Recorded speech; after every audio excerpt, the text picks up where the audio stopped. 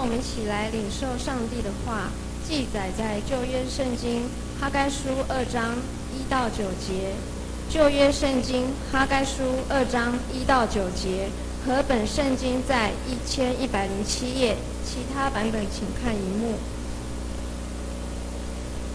7月21日，耶和华的话临到先知哈该说：“你要晓谕犹大省长撒拉铁的儿子所罗巴伯和约沙达的儿子大祭司约书亚，并剩下的百姓说：你们中间存留的，有谁见过这殿从前的荣耀呢？现在你们看着如何，岂不在眼中看如无有吗？”耶和华说：“所罗巴伯啊，虽然如此，你当刚强；约沙达的儿子大祭司约书亚啊，你也当刚强。这地的百姓，你们都当刚强做工，因为我与你们同在。这是万军之耶和华说的。这是照着你们出埃及，我与你们立约的话。那时，我的灵住在你们中间，你们不要惧怕。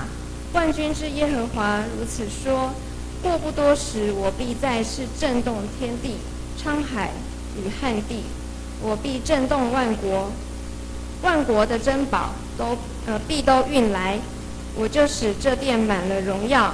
这是万军之耶和华说的。万军之耶和华说：银子是我的，金子也是我的。这殿后来的荣耀必大过先前的荣耀，在这地方我必赐平安。这是万军之耶和华说的。以上。现在要请陈世阳牧师来讲道。陈牧师是大竹教会的牧师，讲道的题目是参与建造圣殿，福气啦！参与建造圣殿，福气啦！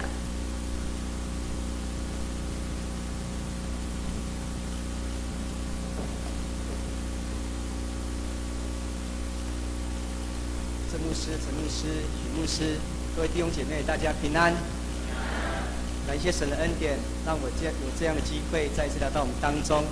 今天带着一个特别的使命，就是为了大竹教会建堂的需要，来到我们当中来传达这个信息。也希望我们大家能够来关心大竹教会，我们一起的教会在建堂这件事情的需要。愿神的爱与我们同在，愿神的能力也在我们当中。我们一起来祷告。主耶稣，谢谢你，让我们今天早上能够再一次来敬拜你。愿你的灵与我们同在，愿你赐给我们智慧聪明，也让我们能够在你的话语当中得着亮光，让我们的生命得着建立，也让我们能够看见神的使命。谢谢你，祷告靠主耶稣基督的圣名，阿们。有一次我在看电视的时候，突然间我就看到一则广告。那这一则广告呢让我有一些回想哈。那这一则广告是这样子哈，我想也许我们当中也有人有听过、有看过这个广告哈。他是这样子说，他说3名威士比表示我们都有在看电视哈。当我看到这一则广告的时候，我第一个想法就是，3名威士比hockey 啦，难道喝了3年威士比就会真的得着 hockey 吗？福气吗？难道每天喝的醉茫茫的就是福气吗？也让我想到另外一件事情，那到底什么是福气？我们有没有去想说，这一生当中对我而言，什么是真正的福气？那在我的那个阿公阿嬷的时代阿公阿嬷的时代，或是我爸爸妈妈那个时代，对他们那个时代而言只要能够一顿吃饱，然后有温暖的地方可以住，然后有衣服可以穿，这就对他们来讲是什么福气？那对牧师而言我在9年前对我来讲一件事情是我觉得很重要的一个福气就是我能够娶到一个漂亮的老婆，对我而言就是一件福气。那感谢主，我已经娶了一个很漂亮的老婆。那他今天早上第一堂没有办法过来，第二堂呢他应该可以因为他感冒所以他还在调整他那个音，他会到我们当中那对年轻人而言，能够娶到一个漂亮的老婆，或是嫁给一个非常英俊的丈夫，都是什么有福气的事情。那现代的人呢，都在追求说，我希望能够住豪宅，不是那个很窄的，不是那个豪宅是豪宅然后呢，要开名车那对我们而言，好像这个才是什么福气。那这几年最热衷的是什么？就是中乐透。许多的人想尽办法，希望能够中一次的乐透。那对他而言是最大的福气。我们看见，为了要得着这个乐透你看这一个人他穿着什么？红色的内裤，而且怎么样？屁股后面还写了一个什么？中。你想他会不会中？我们知道是微乎其微几乎是不可能不过这一个人他怎么样？他想得到这个乐透，你看他都敢这么做所以我们就可以看见，当我们在追求福气的时候，如果没有一个正确的方向，如果没有一个真正的信仰在帮助你的话，我们可以看见一个人就在当中就迷失了。这个迷失叫他什么事情他都敢做。如果叫我们弟兄姐妹，如果你为了这中乐透，要你说穿着一件红色的内裤，后面写一个中，去签这个乐透，你敢不敢？我们一定不敢，对不对？因为我们的信仰告诉我们，这是一个非常不得体的事情，是神所不喜悦的事情。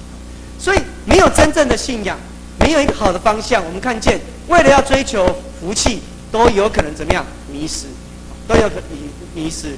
但感谢主，我们每一个人都认识耶稣，我们每个人都有这个信仰那一样在看这个电视的当中，我听到一个广告词，那这个广告词让我看到之后，我心里面就觉得说，哎呀，这个就是真的福气那个广告词是这样子说的好，我们来看真正的福气是什么？我们一起来读：认识耶稣是我一生最大的祝福。当我看到这一则这个广告词的时候，我的心里面一直在喊着阿们阿们。这个是什么？这个是我们一生当中追求最大的福气。那我们有没有得到这个福气？有，因为我们都是认识谁呢？耶稣，所以我们今天才会来到当中来敬拜。我们都是一群有福气的人，可是我们也在想一件事情，牧师也是在想一件事情：我们难道只有在认识耶稣的时候就得着这个福气，然后就这样子而已吗？不，我们可以让我们的福气不断的在神的恩典里面不断的加添。那有什么方法？有什么方法？有一些方法。这个方法就是怎么样参与上帝的事工，参与神给我们的事工，要我们去做的事情，参与服事，然后参与奉献。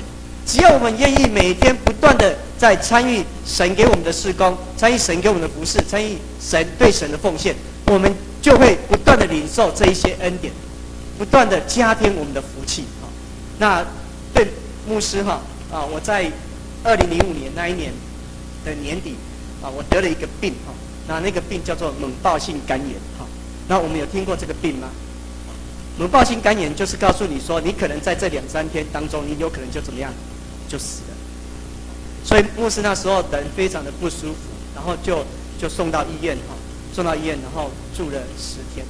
那10天当中，牧师都要隔离因为只要来拜访你的人有一个人感冒，你可能就支撑不住，然后你就可能就感染而死。所以我就隔离然后住了10天。那10天当中，身体非常的不舒服那个不舒服就是你从头到脚你都觉得好像在酸痛，然后呢你就觉得很疲倦，然后呢你就整个人就瘫在那边都没有办法动，只能够躺着连翻身都很痛苦然后呢这10天就没有办法动。可是那10天是我这一生当中我觉得有2个时刻是觉得很幸福的就是在baby 的时候，是我妈妈抱着我的时候，我觉得那个时刻应该是很幸福的无忧无虑的那第2个时刻就是那10天。为什么那10天呢？因为我都不能够动，我只能躺在那边好像那个活的死人然后那10天都是牧师娘在喂我吃东西，然后帮我那个按摩，然后帮我洗澡然后都是他在帮我我觉得那10天好幸福可是这样的幸福一次就好了，因为那真的好痛苦，那10天真的好痛苦。所以当我有这样的一个感觉，在我们每一个人能够服侍神的时候，表示我们的身体是怎么样？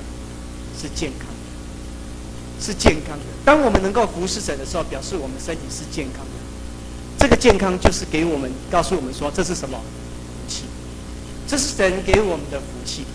我们要把握每一次可以服侍神的机会，因为我们神一直给我们健康，我们要把握，要把握。然后这样子的福气，我们可以一天一天的在增加，一天一天的增加。那对以色列而言，他们在今天早上读的这个经文，他们是被掳到巴比伦。他们到巴比伦的时候，他们成为次等的国民，他们没有被重视，他们甚至有时候是过着奴隶的生活。他们在那个地方，他们希望能够回到耶路撒冷，他们向神祷告，神也看见了，神也垂听了，神就允许他们回到耶路撒冷。可是神要他们回去耶路撒冷，有一件事情很重要，就是怎么样？他们要回去建造神的殿，建造神的殿。那我们看见，对他们而言，这不是一件容易的事，因为他们被掳到巴比的时候，人数已经不多了。这些人，那么很有限的人，要回到耶路撒冷去建造神的圣殿，或是他们的财物也是很有限的情况下，他们要去建造神的殿，其实不是很容易，对他们讲是很难的。可是今天牧师要用另外两个经文给我们分享，好，我们一起来读。耶稣对我们说什么？耶稣看着他们说：好，在人是不能，在神却不然，因为神凡事都能。那保罗也告诉我们这样子说：我靠着那加给我力量的，凡事都能做。我们要看见，虽然在人的眼中，虽然在人的感觉里面，我们觉得是不能的，可是在神凡事都能。只要是神定义要我们做的事情，神都会怎么样帮助我们，加添我们能力去完成。那我们看见，当他们要回去这个耶路撒冷去建造圣殿，其实不是他们自己某一个人的意思，是神的意思。神怎么样要他们回去来建造这个圣殿？哈，那为什么？我们来看这一段经文里面哈，刚才早上有读的1到3节哈，我们看是神什么样的心意哈，我们一起来读。7月21日，耶和华的话临到先知哈该说。撒拉铁的儿子所罗巴伯和耶沙达的儿子大祭司耶稣亚，并剩下的百姓说：你们中间存留的，有谁见过这殿从前的荣耀呢？现在你们看着如何？岂不在眼中看如无有吗？好，特别我在后面那几个字加重音哈。这里告诉我们，当时候之前所罗门王所建造的那个圣殿怎么样？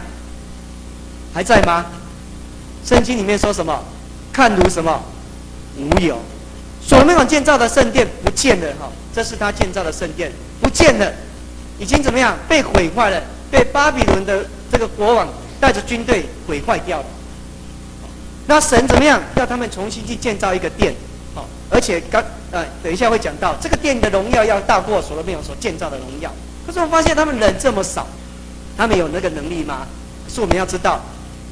这是神的心意，不是人的心意，是神要带领百姓来做。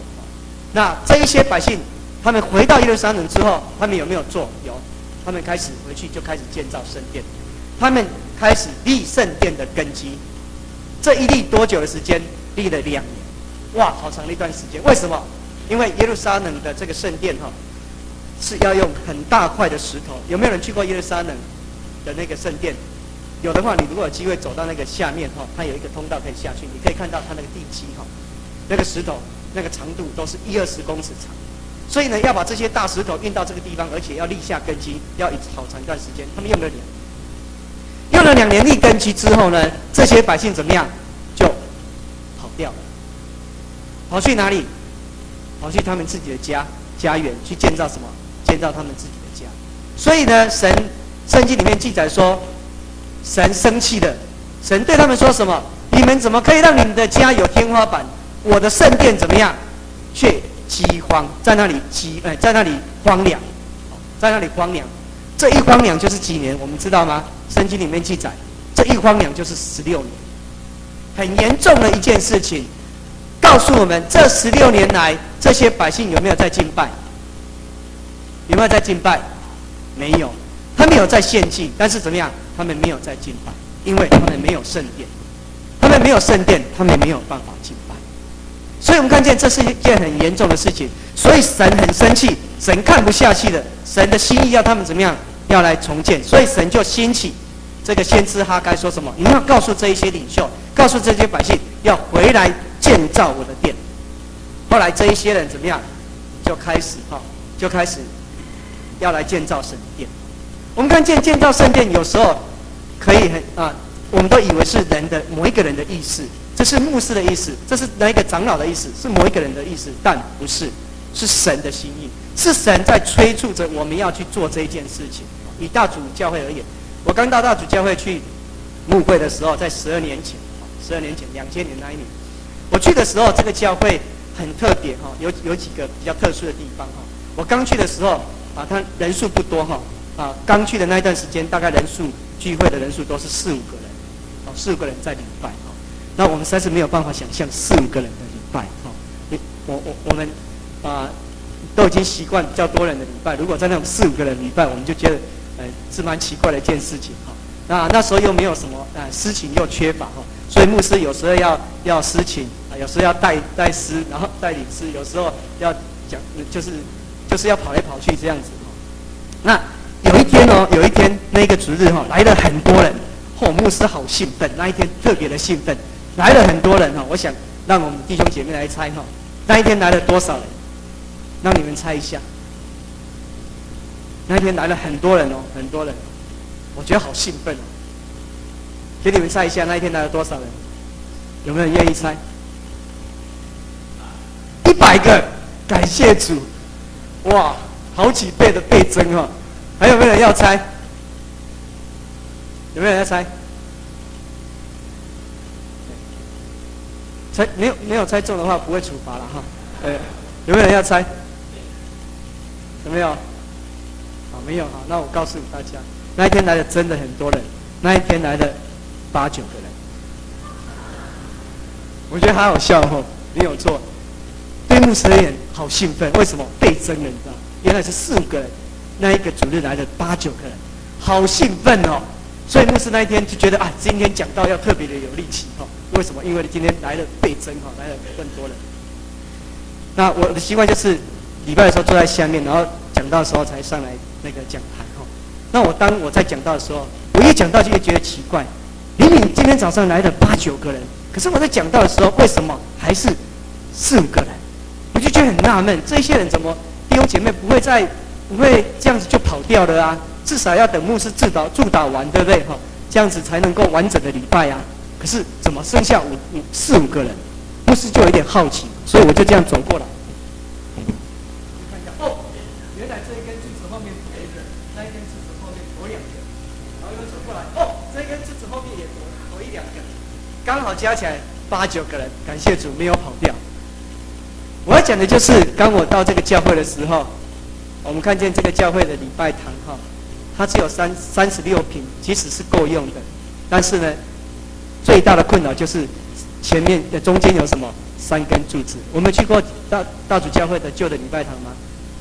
有3根柱子这3根柱子真的好困扰，因为牧师在讲道都喜欢跟弟兄姐妹有一些互动，我会常出一些问题那我每次出一些问题的时候呢，我总觉得这3根柱子怎么样都不回答我然后我觉得我每次在讲道都是跟这3根柱子在讲道所以我就觉得好难过就觉得那种感觉很不好，很不舒服那我们的长子我忘记哪一个他就很可爱，他就跑来跟牧师说：“牧师没有关系啦我们就把这3根柱子当成是圣父、圣子、圣灵3位一体的神跟我们同在。”牧师听了之后觉得还蛮有道理的还蛮受安慰的。可是我要告诉大家，在那当中讲道就真的很痛苦，因为你怎么讲就是面对这3根柱子所以我就觉得这样不行，这样的礼拜气氛不好所以要改变。所以我们用很多方式把那个位置再怎么瞧来瞧去还是不 OK， 因为它就是3根柱子就在中间，它就是不会跑掉所以怎么办？我们就在一次的在2005年的时候，有一次祷告会里面的时候，牧师有一个感动，我就觉得说，我觉得有一个催促就是告诉我们说要建堂。所以在2005年，就是我到那边牧会的第5年，我就在那里提出说我们要来建堂。然后在那当中与会的这些弟兄姐妹，他们就说：“牧师，我有这种感觉呢，我觉得我们也要建堂。”那通常提到建堂会有两个声音，一个声音就是牧师好棒哦，那以后我们有新的礼拜堂那礼拜的气氛、礼拜的感觉就会更好。那第二个声音就是牧师你的公生请你不要开玩笑好不好？我们才多少人我们哪有能力建堂有两种声音，但感谢主，第一个声音胜过第二个声音，所以从那一刻开始，我们就为建堂祷告。祷告多久？3年的时间。在2008年，我们就在和会里面接纳，然后开始建堂的事工。所以我们可以知道，有时候我们在做一件事情、一件事工，或是在建造神的殿，有时候不是我们某一个人的心意，我们都知道是神的心意。当神要兴起这个事工的时候，神会催促你，告诉你说你要做，你要做，你不得不做。这时候你怎么办？你就要顺服，你就听神的话，顺服。然后就这样去做，神会加添我们能力。那也让我们来学习这是旧的礼拜堂的外观，如果你们有经过的话，应该有印象好，我们也知道说，建造圣殿真的不是一件容易的事情，但不是依靠某一个人，是依靠谁？是依靠神。神会给我们能力跟应许。我们看见，根据以斯拉的记载这些百姓回到耶路撒冷的有多少人？42360名，他们的财务记载在下面，大概是这些。他们人数顶多大主地区多差不多1万多个人，人数不多。他们怎么去建造一个那么宏伟的圣殿？他们真的有困难。可是神怎么样？神告诉他们说不要怕。好，我们来读这一段经文4到5节4到5节，我们一起来读。耶和华说。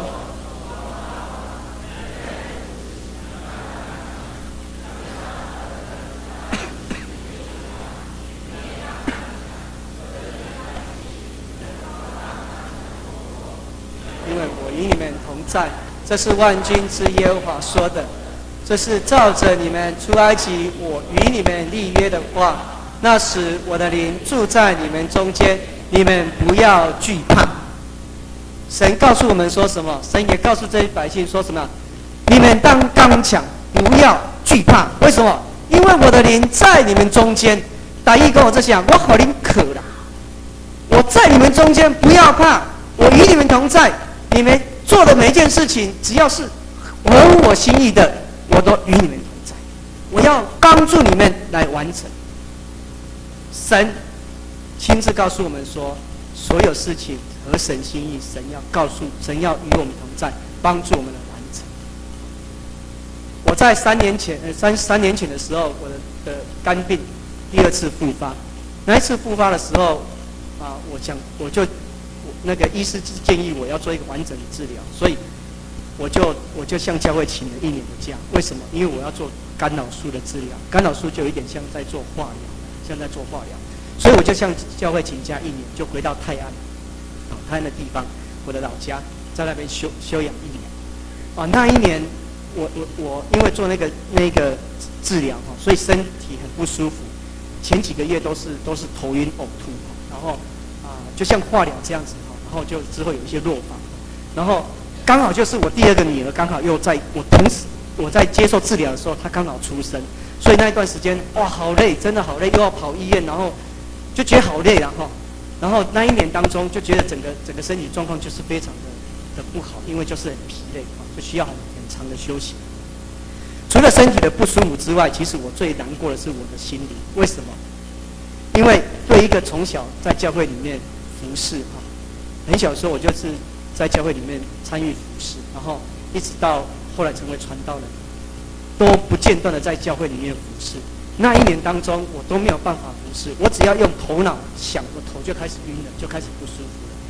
我觉得我要去做什么服侍，我都觉得心有余力不足，所以那1年我觉得我的心灵好痛苦，我没有办法服侍神。所以我就一直觉得说，我们真的能够服侍神，是神给我们的恩典，我们要好好的去把握。那之后，那1年休完假之后，要回到教会，有很多的同工就告诉我说，陈牧师，你打算还要回去道主教会吗？我说是啊，我还要回去啊。那你真的还要回去吗？你现在的身体，你可以回去吗？道主教会不是要建堂吗？我说对啊，我知道啊，因为那个是我们一起领受的那个使命啊。所以我知道啊。他说你真的要回去哦，你这个身体你还能够回去哦。我说这是神的心意，神给我的机会，我要把握。那这是神给我的机会。我觉得这一生当中，我能够带领弟兄姐妹来建造一个教会，我觉得这是对我而言，我觉得这是一个机会，是很大的福气。所以我也领受神的话说，神告诉我说，不要怕，我与你们同在，我与你同在，不要怕，你就这样去做。所以我就这样去做。那可是我的身体真的状况不是很好，我在去年的时候第3次复发，所以我现在要吃药。然后医生告诉我，可能要一生吃一生啊，都要吃这个药，吃一生这样子。那神也加添我能力了哈，我就反正就不管了，就看神怎么带领，然后我就按照神给我的使命，我就按照神的话去做这样子。那我有一种感觉了哈，我很感谢神哈，我有点像什么那个拍档鼓下，你知道，我的身体好像拍档鼓下哈，就破铜烂铁哈。那神帮助我做了一个资源回收哈，把我回收回去，然后可以继续使用这样子。神告诉我们说，不要怕，我与你们同在，你们尽管怎么样，按照我的话去做，我要加添你们能力。我们都知道，我们每一件事情，神都要帮助我们要协助我们来完成。他们到底有没有以色列百姓有没有完成这一个使命？等一下我们会知道。在这里，牧师要跟大家分享，在建堂这几年当中，我们所经历的3件那个见证。第一个就是在我去牧会的第3年的时候，我们人数已经超过30人了，所以我们就要升格堂会。那要升格堂会的时候，我们没有自己的礼拜堂。我们那时候的礼拜堂是一个台北的一间教会的长老租给教会使用的。那我让大家猜这个长老他很爱教会他把他的这个新买的在大主新买的这个透天的这个家这个房子就租给教会使用让大家猜他1年的租金是多少？有没有人愿意猜？多少？1年1年不是1个月，1年。我大声一点，1块钱1块钱他应该有听过牧师的这个见证，没有错，1年1块钱。我们觉得不可思议有这么爱主爱教会的一个长老租给教会1年1块钱，而且这一租了几年，知道吗？租了13年，很难得神让这个长老受感动，然后这样子来奉献那教会后来就是要拥有自己的礼拜堂，所以就跟这个长老说我们期待能够跟他买这个礼拜这个房子那后来他就愿意卖给教会，他就愿意卖给教会800万。那我们就想说，800万对我们而言，马上要拿出来，不是一件容易的事情。所以我们只有想到一个方法，就是往哪里去找，往母会。那时候大主教会的母会是哪里？南崁，所以我们就往南崁教会，牧师就去那边报告。结果去报告，在小会当中报告，然后得到一个回应，就是南崁的这个小会他们就决议就是不补助。那他们不补助的原因我在猜，就是有可能就是因为他们觉得那个礼拜堂那个房子不适合做礼拜堂所以他们就不补助所以牧师就有一点不准，有一点难过所以就回来跟大家报告那后来继续把这个事情继续祷告。有一天牧师就有一个感动，就带领弟兄也带领这个长子说，我们一起来去讲牧师一个人讲可能他们不受感动我们一起来去讲所以就跟他们约了一个晚上然后带领这个长子去。我就跟长子说，我们这一次去我们就只期待400，另外400我们就自己教会来奉献所以我们就去了，那一个晚上就去了，跟他们谈了大概3-4个小时后来我们得到一个答案，就是他们怎么样也不补助，所以我们就好不准，长子也跟牧师一样都很不准那怎么办？我们马上要升格堂会了，剩下不到半年的时间，我们没有自己的礼拜堂，升格堂会之后我们怎么办？我们不能够让教会一直这样下去，所以我们就继续为这个事情祷告。我们只有祷告，一直放在祷告啊。然后我们看见，在人走到绝路的时候呢，我们真的看见神就开始动工。那时候大主教会，那个南坎教会的那个牧师连江和牧师，他刚好离开到中立教会去，所以南坎跟大主就没有小会议长。那时候我是传道，所以我不能当小会议长，所以就需要中会派一个小牧师来当小会议长。刚好就是桃园教会的卓中仁牧师，他从那个民和教会刚上来到桃园教会，那后来他就成为我们的小会议长。那我就跟这个卓牧师，因为卓牧师我在神学生的时候，我就跟他有认识，我就把这个事情告诉他。他就跟我说：“好，那我来试着安排看看这样子，跟他们谈看看。”那就这样子哦，隔不到多久的时间，我们就收到一个音讯了。这个音讯就是南坎母院他们愿意补助了。那我也让大家猜，知道的人有听过牧师这个见证的人，先不要回答哈，让弟兄姐妹来猜一下，他们愿意补助多少？愿意补助多少？多少？太小声了，多少？800。你有没有听过牧师见证？好厉害哦！今天是我去那么多教会里面回答都是100%答对的声音哈。800没有错，母会就补助我们800，1块钱都没有少。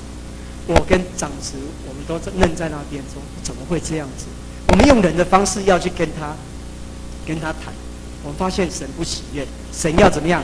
要亲自带领，让我们真的是体验到说，神说什么？我与你们同在，我的灵住在你们中间，你们不要惧怕，你们当刚强，你们就按照我的心意去做。感谢神，我们就这样子就有了一个礼拜堂，旧的那个礼拜堂。后来呢，我们因为觉得那个礼拜堂真的是不适合当礼拜堂，所以我们就有心，就是要重新来建堂，就是我刚才所讲的。在2008年我们就接纳，后来我们就想说，我们要建堂，在原来那个地方要打掉再重建的话，我们觉得不适合，因为它只有41坪，那个建地只有41坪，太小了。我们就想说再买一块地，在买地之前，我们就想说先把旧的礼拜卖掉，然后有一些基本的费用才能够去买一块地所以我们就想说要卖多少，我们就经过一段时间祷告，然后在一次的祷告会当中，牧师就要想听大家的这个想法然后呢，我们就在那里不约而同的大家的同样的感动，就是我们要卖1500万。我们那时候买800万，要卖1500万，我们觉得有没有可能？有没有可能？好像不容易哦，几乎要1倍，对不对？可是感谢神，我们在半年的时间就卖出去的，真的是1500万，1块钱都没有少。后来我们就有了1500万当成我们要购地的基金。我们就这样子，神就带领我们看到一块地，那一块地，大约快要将近112坪，我们就觉得好喜欢那一块地可是大主的地都非常的贵非常的贵，它最便宜的都要18万起跳1坪，然后现在租的那一块那个地方那里的地1坪要40几万，蛮贵的所以我们要买那一块地，真的是觉得不容易然后那个对方他开了18万多，后来我们就跟他谈，他愿意降到16万多。后来我们又继续跟他谈，他就愿意降到16万，16万，然后继续谈，降到15万，大概15万5，或是到16万之间。后来我们就觉得说，我们要跟他约出来谈，然后我们就跟中介讲，就约到中介公司，中介就把我们分开。为什么？那个有利润的问题，他要把我们分开来谈。所以那个主任就在那边跑来跑去就是这边谈完他那边谈完。他每次进到我们的这个空间的时候，房间的时候，我都注意看他的脸，他的脸就是很臭为什么？因为对方就是不降，他只降到15万，再降下去他就不卖的那他要离开我们这边的时候呢，他也怎么样？他也是脸是臭臭的。为什么？因为我们只愿意到14.5万。为什么会14.5万？这也是一个见证。就是我们有一个长老，他有一天在睡觉的时候，有一个声音一直告诉他说：“我要让你们这一块地以14.5万买到。”就因为他这样的感动我们就说好，那我们就为这14.5万，我们就坚持祷告，坚持祷告，然后我们就决定14.5万以上的我们就不卖了。我们就听这个声音，然后我们就这样弹。结果那个主任就是进出这样子，一次比一次脸更臭。为什么？我们就坚持，对方也坚持，我们也坚持，从1点弹到下午5点。结果那个主任他受不了了，他说：“好了，要卖的啊，怎么卖法啊？就是对方还是15万卖，然后我们还是14.5万买到。那怎么买到？就是他们只收我们的中介费，不收对方的中介费，就这样子，我们就是以14.5万买到。所以我们就花了1600多万买了一块地。等一下我们会看到那一块地。所以在建堂过程当中，我们真的在经历神的带领，每一件事情都是神亲自的带领，没有哪一件事情是某一个人有这个能力，都是神自己在带领。所以我们也看见神跟他的百姓都是同在的，神用这种方式来带领他的百姓。我们看6节到7节，我们一起来读第6节到第7节。万军之耶和华如此说：过不多时，我必再一次震动天地、沧海与旱地，我必震动万国，万国的珍宝必都运来，万国所羡慕的必来到，我就使这殿满了荣耀。这是万军之耶和华说的。神说什么？我要再一次震动天地。什么是震动？震动的原文的意思就是什么？神要干预，神要亲自怎么样干预？神要亲自带领。所以每一件事工都是神亲自带领，每一件事工都是神亲自干预。只有神在带领跟干预下，我们才有那个能力去完成。是神是用这种方式跟我们同在，我们不孤单。我们做的每一件事情，我们服侍神的每一个事工，我们都不孤单，因为都是神带领我们在做，神与我们同在。好，那神说什么？这个殿的荣耀必大过先前的荣耀。好，我们看最后一节第9节，我们一起来读。这殿后来的荣耀必大过先前的荣耀，在这地方我必赐平安。这是万军之耶和华说的。神说什么？你们要建造的这个圣殿，它的荣耀要大过先前的。哇，这还得了啊！所罗门王是最兴盛的时期，最有钱的人最多的时候，他们所建造的圣殿是那么的漂亮，那么的宏伟。你们说这么有限的人，这么有限的财物，你们要建造一个比之前所罗门王所建造的这个圣殿还要荣耀，我们觉得有可能吗？我们实在是很怀疑。但是神怎么样？神让他们去经历的。有没有？好，我们看根据以斯拉第6章第15节的记载，我们一起来读。大流士王第6年亚达月初3日，这殿怎么样？修成了。这殿怎么样？盖好了。有没有比所罗门王的还漂亮？我觉得还要漂亮。那这一个是现在耶路撒冷圣殿的一个那个根基是按照这一个，就是没有改变。它上面的这一个建筑物有改变了，可是根基还是一样的，就是这一个。比所罗门王建造的还要怎么样？还要宏伟，还要漂亮。所以我们也相信我们现在在经历这个建堂，我们也相信神一定会应允给我们一个礼拜堂，要比怎么样？要比之前的还要宏伟。这里的荣耀神说什么？这个荣耀要大过先前的荣耀。荣耀的原文有3个意思第一个意思就是指这个建筑物会怎么样？非常的漂亮，非常的宏伟，让神得着荣耀。第二件就是当人看到这个建筑物的时候，看到这个礼拜堂的时候，或是这个圣殿的时候，人就有一个渴慕的心要进到这个圣殿。这一个渴慕进到神的圣殿，让神得着荣耀。那第3个就是什么？神与这个圣殿与这个教会同在，也看见了神的荣耀。所以我们看见这个圣殿真的是要那个荣耀要大过先前的荣耀，因为神怎么样？神的荣耀要在这当中。所以我们也期待我要建造的这个未来的圣殿能够那个荣耀能够大过先前。好，我大概讲一下大竹地区，让我们稍微来认识一下。在民国91年，大竹2个村主要有2个村大概是7万多人那到100年的时候是9万多人，现在应该有1万人那再加上周边的5个村大概有2万5千人所以按照基督徒的比例，大组的基督徒应该要有1200多人，然后按照长老教会的比例1%来讲，应该要将近250个人哈。那未来10年大组毕竟一定超过3万人，所以长老教会的信徒，光是长老教会的信徒就要有至少有300个人。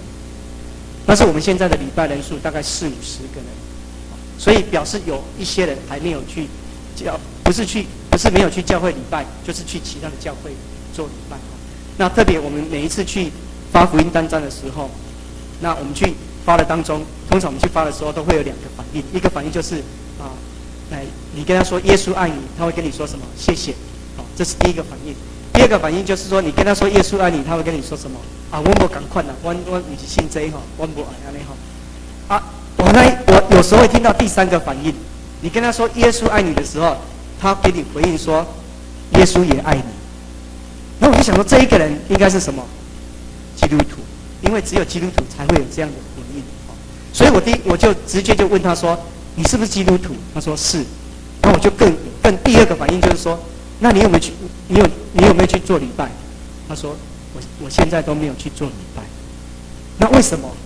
因为大组都是外地来的，当地的人不多，都是外地搬进来的。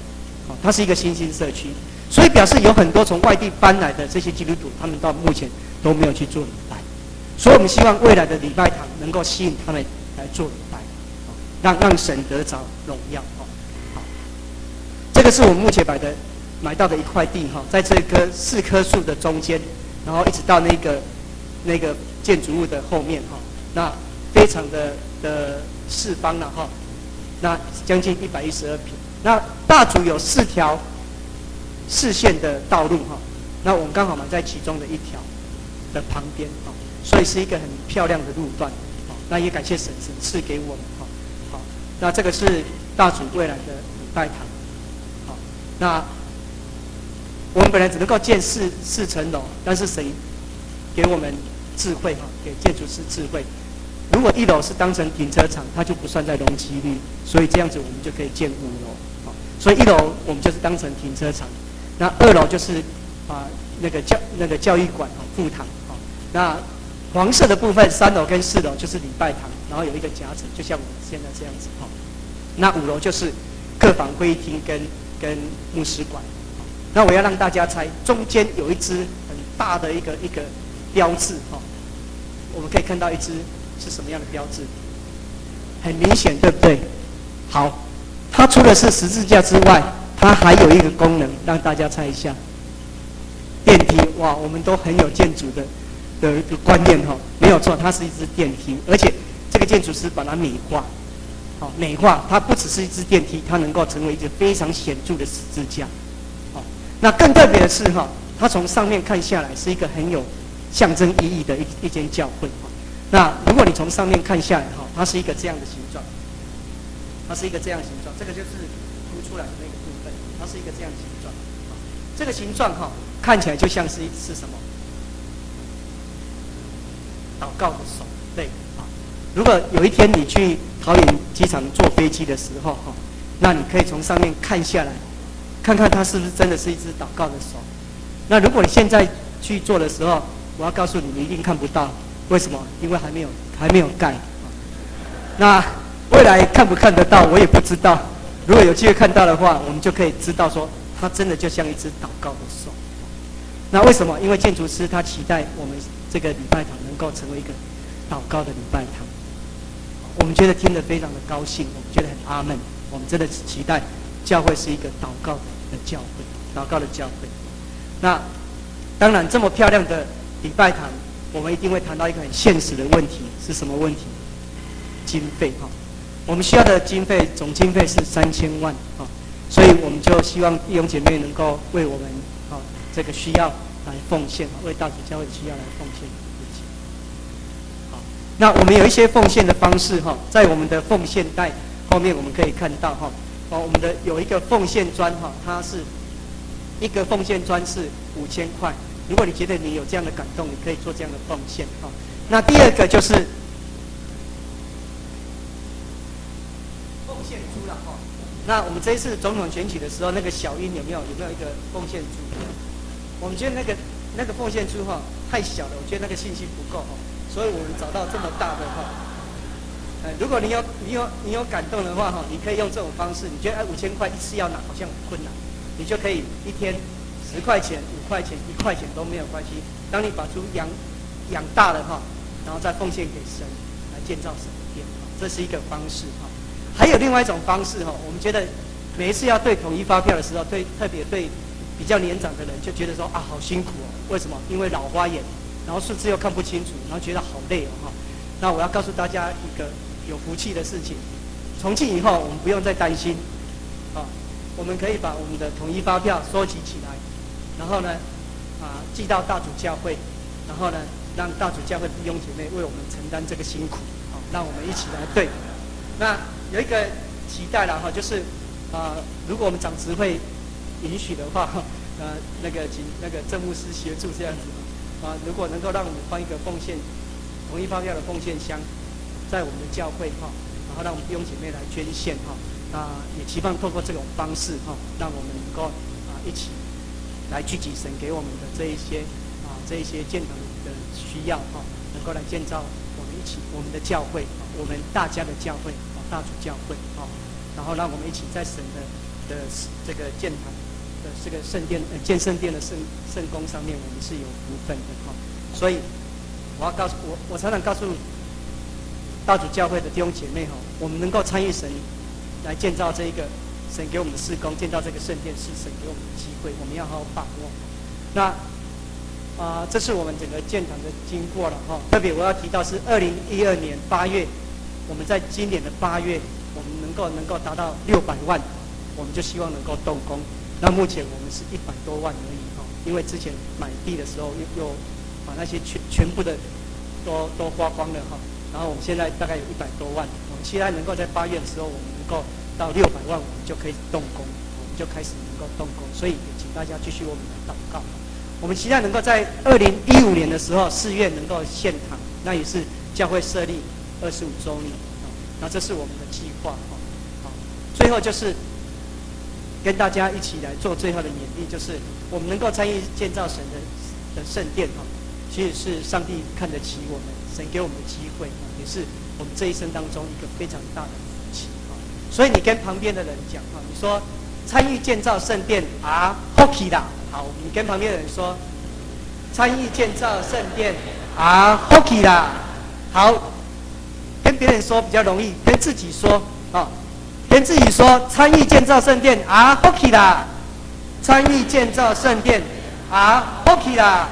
愿神的福气常与我们同在，我们一起来祷告。主耶稣，谢谢你那么的爱我们，让我们有福分在你的救恩跟你的恩典跟你的事工当中。主，你拣选我们每一个人在不同的岗位上，能够为主来发光，能够成为神的器皿。主，我们也看见你在各地方建造教会，特别今天为了大主的教会的需要，主也求你感动我们每一个人，能够来关心，也来为大主教会的需要来奉献。期盼我们每一个人的付出都能够来成就神你的事工，能够让这个圣殿在大主的地方能够为主发光，成为传福音的基地。主啊，谢谢你，求主你的平安、你的喜乐跟健康常与我们弟兄姐妹同在。谢谢你，祷告靠主耶稣基督的圣名。